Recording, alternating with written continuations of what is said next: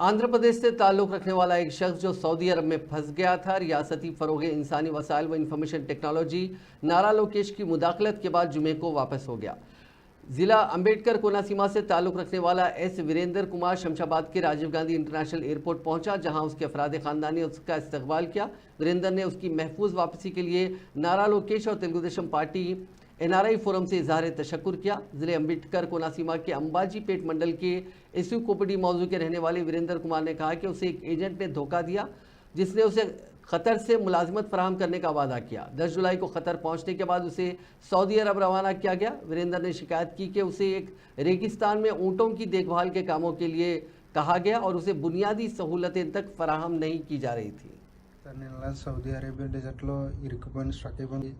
Request పెట్టిన తర్వాత ఆయన ఏజెంట్ ఖాలిద్ సైఫుల్లా గారు, తర్వాత రాధాకృష్ణ గారు, ఎన్ఆర్ఐ టీడీపీ టీం మొత్తం చాలా హెల్ప్ చేశారు సార్. చాలా ఆ సాయం నేను ఎప్పటికీ మర్చిపోలేను సార్. లోకేష్ గారికి చాలా థ్యాంక్స్ అండి. ఇది ఈ జన్మకు మర్చిపోలేను సార్. అలాగే ఎన్ఆర్ఐ టీడీపీ నుంచి లోకేష్ గారు, నారా లోకేష్ గారు, అన్న ఖాలిద్ సైఫుల్లా